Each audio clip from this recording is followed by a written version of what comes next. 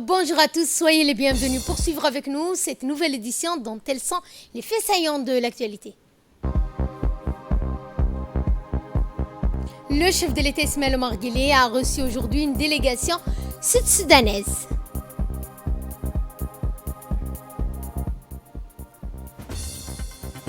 Le monde entier dit donc adieu à la reine Elisabeth II, des centaines de dignitaires venus du monde entier à Londres.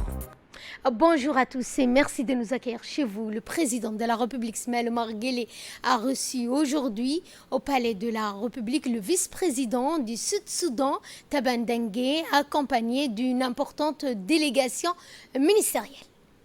Le vice-président sud-soudanais a remis au président de la République, Ismaël Omar Guelleh, un message écrit de son homologue du Sud-Soudan, Salva Kiir. Cette audience hautement importante entre le président de la République, Ismaël Omar Guelleh, et le vice-président du Sud-Soudan a servi tout d'abord pour discuter de plusieurs sujets, dont le renforcement des relations bilatérales entre les deux pays, mais aussi la création d'un partenariat commun entre les différents domaines tels que l'économie commerciale, le transport. Au cours de l'audience, le vice-président sud-soudanais a indiqué que les ports de Djibouti jouissent d'une place stratégique dans la région pour servir non seulement le marché du Sud-Soudan, mais aussi l'Ouganda et plusieurs autres pays enclavés de la région.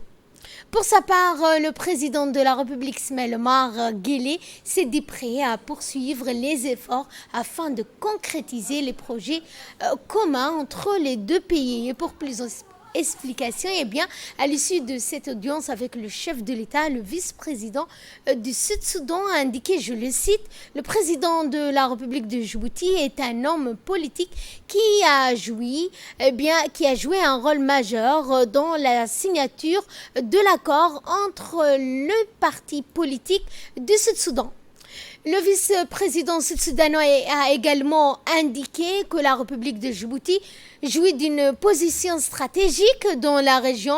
Le port de Djibouti est capable de servir le Sud-Soudan, mais aussi plusieurs pays désenclavés tels que l'Ouganda.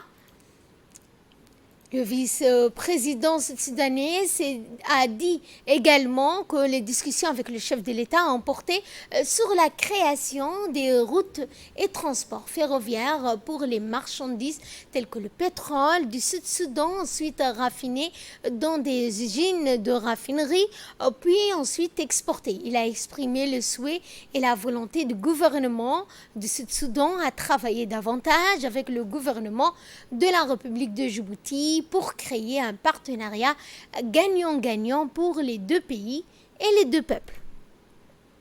Également, à l'issue de l'audience avec le président, nous avons recueilli pour vous les impressions du ministre des Affaires étrangères, Mahmoud Al-Youssouf. La bienvenue à monsieur le vice-président Taban Dengue, qui était porteur d'un message très important du président Salva Kiir, adressé au président Guelleh.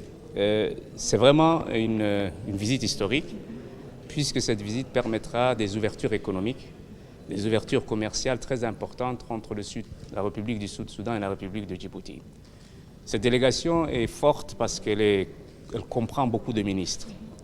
C'est aussi un signal fort pour que ces relations, sur lesquelles on discute depuis quelques années déjà, puissent être exécutées sur le terrain avec des projets concrets. Monsieur le vice-président a parlé de beaucoup de choses. Il a parlé des ports secs, des ports fluviaux, sur lesquels Djibouti et le Sud-Soudan peuvent travailler. Il a parlé de la capacité des ports de Djibouti à servir le marché du Sud-Soudan et à également servir le marché de l'Ouganda et de tous les pays enclavés. Il a également souligné l'importance de l'exportation du pétrole et de son raffinement. Il y a donc un intérêt partagé à ce que la République de Djibouti et la République du Soudan puissent vraiment aller de l'avant maintenant dans ces projets d'infrastructures et des projets commerciaux. Bien entendu, il y a l'Éthiopie au milieu. Et il nous appartiendra de pouvoir dégager une vision commune, un accord intergouvernemental tripartite, afin que ces projets puissent voir le jour et que ce commerce puisse être le plus fluide possible. Nous sommes également pays siège de l'IGAD. La République du Sud-Soudan est une république qui est dans une phase de transition. Il y a eu ce qu'on appelle une feuille de route qui a été signée au mois d'août entre les différentes parties sud-soudanaises Djibouti également soutiendra ces efforts politiques afin que ce pays soit stabilisé et que la République du Sud-Soudan puisse définitivement tourner la page de l'instabilité. Enfin, un dernier point qui me semble très important aussi, c'est que je crois que l'ambition de Djibouti de devenir un hub commercial, logistique, en fibre optique, va se concrétiser davantage avec cette visite du vice-président soudanais, ces projets qui sont mis sur la table et surtout cette volonté d'aller vers une intégration régionale.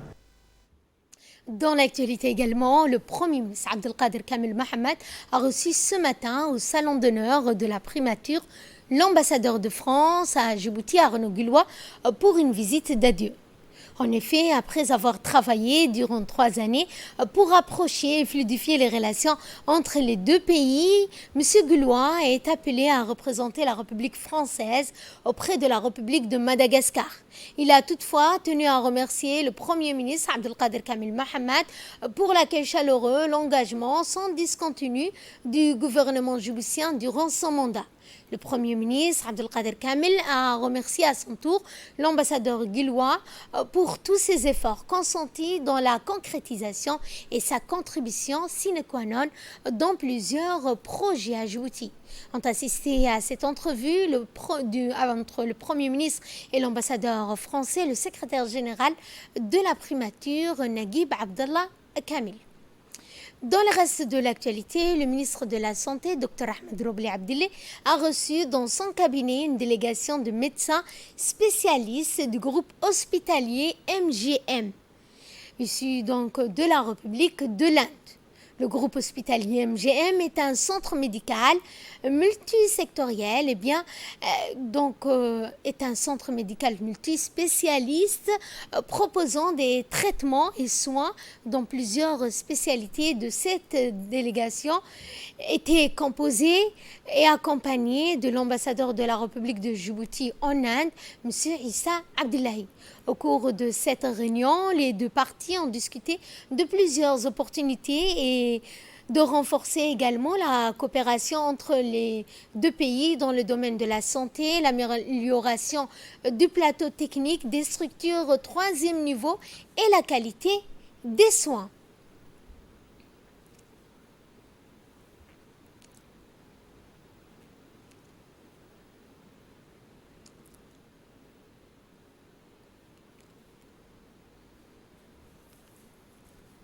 La ministre des Affaires sociales et des Solidarités, Mme Ouloufa Ismail Abdo, ainsi que le ministre de l'Agriculture, Mohamed Ahmed Awale, ont pris part aujourd'hui au lancement du projet d'appui aux pêcheurs. Ce programme a pour objectif de renforcer la résilience et améliorer ainsi les conditions de vie des pêcheurs victimes des intempéries climatiques saisonnières de juin, juillet, août face et à l'insécurité alimentaire, nutritionnelle, ainsi qu'une flambée des prix alimentaires engendrée par l'instabilité politique de la région, notamment la guerre en Ukraine, qui touche, et notamment les intempéries qui y ont touché ces pêcheurs. Le président de la République a été particulièrement sensible à leur situation. C'est ainsi que le ministère de l'Agriculture et le ministère des Affaires sociales se sont mobilisés afin d'assister ces pêcheurs et ainsi que leurs familles en leur apportant une aide humanitaire d'urgence afin de faire face à ces difficultés. Cette aide se compose d'une part d'une indemnisation financière à hauteur des pertes subies pour les 3 mois, juin, juillet et août, d'une valeur de 30 000 francs par mois et par pêcheur. Ce montant correspond également à la moyenne des revenus mensuels gagnés par le pêcheur. D'autre part, l'octroi d'un panier alimentaire d'une valeur de 13 000 francs a été octroyé à ces pêcheurs. La ministre des Affaires sociales et des Solidarités s'est également exprimée suivant un extrait de son intervention. Nous sommes aujourd'hui réunis, comme l'a dit donc le ministre de l'Agriculture et au sein d'ailleurs du ministère de l'Agriculture, de l'élevage et de chargé des ressources halieutiques, c'est pour communiquer sur les réponses que le gouvernement, à travers le ministère de l'Agriculture et celui des Affaires sociales et des Solidarités, souhaitait apporter aux pêcheurs victimes des intempéries climatiques saisonnières, du mois de juin, juillet, août. Comme nous le savons tous, la période d'été, et plus particulièrement les 3 mois que je viens de citer, constitue pour vous, braves pêcheurs, ainsi qu'à votre famille, des périodes de fortes difficultés et d'incertitudes en raison des vents violents qui mettent à mal vos revenus, vous exposant ainsi un peu plus à la vulnérabilité et à la précarité. D'autant qu'aujourd'hui, à ces difficultés, s'est ajoutée une flambée des denrées, des prix de première nécessité liés au choc exogène que nous connaissons, notamment liés à la crise ukrainienne. Face à cette conjoncture particulière et suite à l'appel au soutien que vous avez lancé, le président de la République, Al-Hajj Ismaïl Omar Guelleh, a été particulièrement sensible à votre situation et nous a exhorté, moi et le ministre de l'Agriculture, à se mobiliser afin de vous assister ainsi que vos familles en vous apportant une aide humanitaire d'urgence, ponctuelle, exceptionnelle, vous permettant donc de faire face à ces difficultés. Cette aide donc se composera ainsi, comme vous l'avez déjà discuté avec la direction de la pêche ainsi qu'avec mon département, d'une part une indemnisation financière à hauteur des pertes subies durant les 3 mois d'été, donc juin, juillet, août, à hauteur d'une valeur de 30 000 francs par mois et par pêcheur. Ce montant correspond à la moyenne du revenu mensuel que vous gagnez d'habitude, donc ça va être par chaque pêcheur 90 000 francs Djibouti, bi'iznillah. En plus de cela, vos familles donc, vont également bénéficier d'un panier alimentaire d'une valeur au jour d'aujourd'hui équivalente à 13 000 francs Djibouti par pêcheur. Et comme l'a dit le ministre de l'Agriculture, aussi bien les pêcheurs de la capitale que des régions de l'intérieur. Quant à la mise en œuvre de cette aide sociale qui va transiter à travers les caisses d'épargne et de crédit de Djibouti afin de vous bancariser, mais également, nous souhaitions également vous formaliser à travers cette aide parce que pour chaque pêcheur, il faudrait une carte de pêcheur, il faudrait une formalisation. Et au jour d'aujourd'hui, l'État ne peut vous aider que si vous êtes formel. Et nous allons donc saisir cette occasion pour entrer dans une phase de formalisation et de bancarisation pour vous. Également, vous apporter les aides nécessaires en cas de crise également, que je ne souhaite pas, mais éventuelle prochaine. Et les caisses CEPEC pourraient vous octroyer d'une manière autonome, pourraient développer également vos activités d'une manière autonome à votre demande. Et à l'instar du monde, la République de Djibouti a célébré la Journée internationale de l'identité. Placée sous le haut patronage du ministre de l'Intérieur, la Semaine nationale de l'identité s'est tenue hier matin, 18 septembre, à la direction de la population et de la famille à travers les antennes du numéro national d'identifiant NNI du 2e, 5e arrondissement a célébré la Journée internationale de l'identité. Une journée porte ouverte aux différents centres qui a vu la participation du président de la commune de Bel'Aos et celui de Belbela. En effet, ces centres d'enrôlement recueillent les empreintes digitales, la reconnaissance de l'iris et du visage pour les données universitaires, universelles, uniques à chaque être physique. Cette semaine nationale de l'identité se poursuivra jusqu'au 22 de ce mois.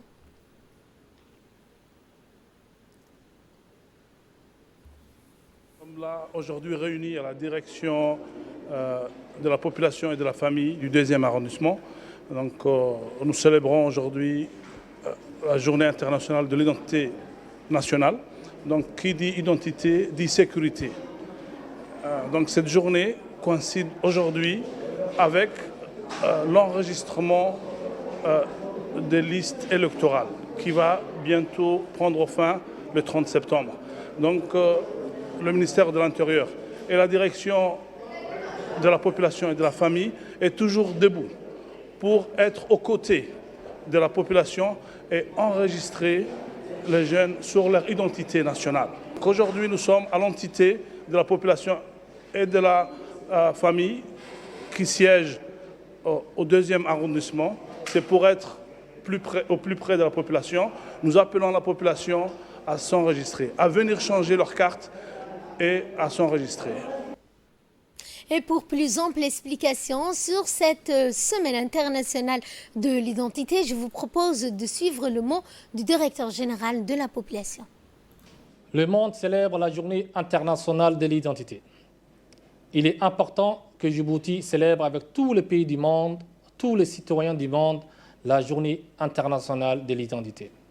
Cette journée de commémoration est l'occasion pour toutes les parties prenantes de renouveler leur engagement pour atteindre l'inclusion totale et de réaffirmer leur volonté d'aider les personnes sans preuve d'identité à obtenir leur identité. Parce qu'une personne qui n'a pas une identité est une personne qui n'existait pas juridiquement. Dans cette optique que nous venons de lancer la semaine de l'identité, afin de sensibiliser l'opinion publique sur l'importance de l'identité. Tout le monde mérite une identité, l'identité mérite une journée. Et à Tadjoura, en étroite collaboration avec la FAO Djibouti et dans le cadre de la lutte anti-acrédienne, s'est tenue à Tadjoura, à l'hôtel Corto Maltese, une formation sur le recyclage des agents impliqués en lutte anti-acrédienne en matière de surveillance et prospection de lutte et suivi environnemental et sanitaire. Animé par 2 sous-directeurs de Tadjoura et de Bok, sous la supervision de l'ingénieur Ahmed Ibrahim de la direction de l'agriculture et des forêts, cet atelier a réuni les techniciens de Tadjoura et de Bok pour un renforcement des capacités. Depuis l'Antiquité jusqu'à aujourd'hui, le criquet pèlerin a constitué une menace pour l'humanité en provoquant des famines, de la destruction des cultures, des récoltes des paysans et s'attaquer ainsi à la sécurité alimentaire au niveau national et régional. En effet, le criquet pèlerin est un insecte prédateur redoutable par le fait qu'il est capable de consommer jusqu'à 2 grammes de son propre poids, en dégâts sévères.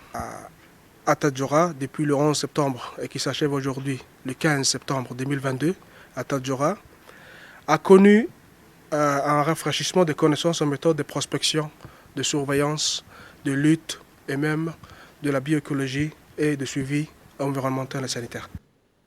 Suivant cette fois les interventions respectives du sous-directeur de l'agriculture de Tadjoura, Moussa Mahamad, et du préfet adjoint Habib Djilani. La direction de l'agriculture et de la forêt au profit des agents du terrain désormais directement impliqués dans la lutte anti-acrédienne. En effet, je suis persuadé que la formation acquise s'ajoute dans le cadre d'un renforcement des capacités des agents, permettant ainsi une lutte réussite, saine et sans danger face à cet insecte vorace s'attaquant à toutes les cultures et menaçant ainsi la sécurité alimentaire. Cependant, en plus des équipements matériels et techniques fournis par le soutien de la FAO dans l'objectif de la lutte anti-acrédienne, cette formation a pour vocation d'améliorer la connaissance en la matière et place le plan de riposter en premier lieu. Lutter contre les criquets pèlerins, l'insecte le plus vorace des espèces, nécessite des renforcements de capacités pour les agents des terrains directement impliqués en lutte anti-acrédienne. Je me rappelle qu'en novembre 2019, des milliards de criquets pèlerins se sont propagés à travers l'Afrique de l'Est, qui ont ravagé des cultures agricoles et pâturages, menaçant ainsi la sécurité alimentaire et nutritionnelle dans les pays déjà vulnérables, comme la Somalie, l'Éthiopie et Djibouti. À Djibouti, les pertes agro-pastorales ont été estimées à 6,5 millions de dollars. Les experts estiment qu'il s'agit des plus graves invasions des criquets pèlerins observées depuis 25 ans. Il est l'heure à présent de retrouver l'appel de la prière de l'Asr. On se retrouve dans quelques instants pour la suite du journal. C'était l'appel de la prière de l'Asr et nous allons à Dikil, où la préfecture de cette région, en partenariat avec l'ONG PLA, a tenu à Dikilville hier matin, 18 septembre, une réunion de réflexion et de redynamisation du comité local PLA de la région. Présidée par le sous-préfet, M. Youssouf Ali, la réunion a vu la participation du président par intérim du Croix-Rouge de Dikil, du conseil régional de Dikil, Ibrahim Gouro Abdallah, des responsables des forces de sécurité ainsi que des représentants des deux communautés pastorales cohabitant dans la zone de Gob'ad ainsi que les organisations des femmes et des jeunes. Les discussions ont porté sur la prévention et le règlement des conflits dans la zone transfrontalière de Gob'ad et l'amélioration durable de la cohabitation pacifique dans cette région. Capacité du comité local de paix de Dikil avec qui nous avons travaillé sur la pacification et la cohabitation pacifique dans la région de Gob'ad. Et nous sommes en partenariat avec le bureau de la GIZ en Éthiopie et qui nous appuie à mettre en place le comité local de paix et à renforcer ses capacités. Et les autorités, le préfet et l'ensemble des membres du comité local de paix sont venus réceptionner les équipements. Et nous espérons qu'avec ce matériel, le comité va reprendre ses activités et renforcer la paix dans la région de Dikil. Et de là, nous passons à ce qui domine l'actualité internationale. Pour commencer, à l'Assemblée générale des Nations Unies cette semaine, tous les regards vont converger vers New York avec plus de 150 dirigeants qui doivent prendre la parole dans un monde en crise ébranlé par la guerre en Ukraine. Notamment, un sommet sur l'éducation se tiendra d'abord aujourd'hui 19 septembre. À partir de mardi, les chefs d'État et de gouvernement vont se succéder à la tribune de l'ONU. Cette assemblée générale signe d'abord du retour au présidentiel pour les chefs d'État et gouvernement, des ministres qui vont s'exprimer ces 2 dernières années pour cause du Covid-19.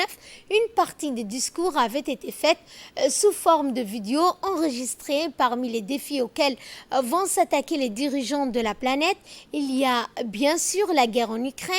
Une réunion du Conseil de sécurité est prévue jeudi. Autre défi, la crise sanitaire du Covid-19, la crise énergétique qui menace l'Europe, le changement climatique à 2 mois de la COP27 en Égypte, alors que des inondations noient un tiers du Pakistan. Mercredi, une table ronde est prévue sur le sujet. Les adieux à Elisabeth II, des centaines de dignitaires du monde entier à Londres, plusieurs centaines de dirigeants et des représentants des monarchies du monde entier sont réunis aujourd'hui lundi à Londres pour assister aux funérailles de la reine Elisabeth II avant son inhumation dans la soirée au château de Windsor. 2000 invités tirés sur le volet assistent à Londres aux funérailles de la reine Elisabeth II, décédée à l'âge de 96 ans après 70 ans de règne. L'abbaye de Westminster, où la monarque a été couronnée en 1953, accueille cet événement hors norme, point d'orgue d'une série d'hommages rendus depuis la mort de la reine Elisabeth II le 8 septembre, de la reine la plus populaire de cette planète depuis depuis son couronnement en 1953. Fin de ce journal, merci de votre fidélité, excellent après-midi à toutes et à tous.